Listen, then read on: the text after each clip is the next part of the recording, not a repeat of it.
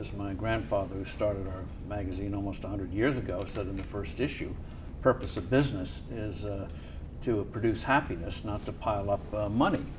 And he also believed some shareholders will say no, but no, sorry, go ahead. Well, happiness creates happy shareholders when you have a product that people like. So in terms of what that means is that we continually have to look at how we meet that. For example, in content creation, we still do the magazine, which is doing well because we've tied it into the web. Right. I think better than almost anyone else. And but we don't just have editorial staff. We now have online over 1,700 contracted contributors who have expertise in certain areas that they write about. You've devolved it, and yeah. you get paid by the traffic you generate. And if you don't do the job right, we cancel the contract if you're not living up to the terms of it. But that enables you to do far more, cover far more than you were able to do with the print medium. And so our traffic is now, at least according to Google Analytics, over 60 million unique visitors a month.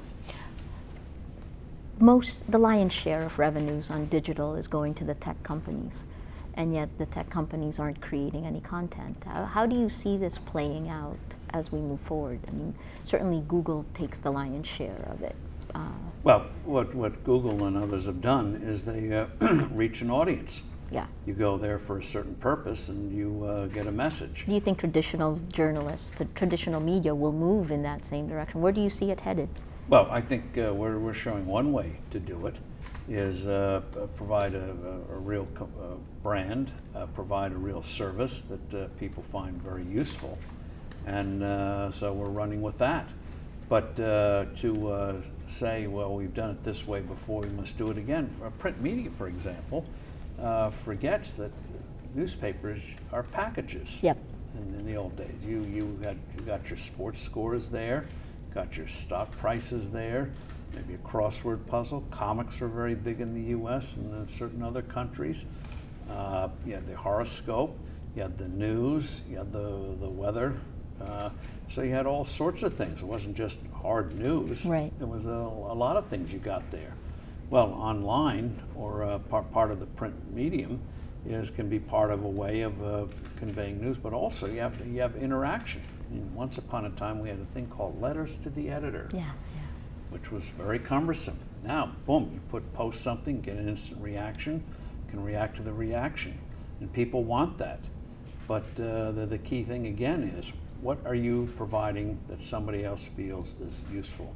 Let me pull out to leadership again, because I think that's part of what business leaders are afraid of, the technology that's coming up. What advice would you give leaders who are running businesses today?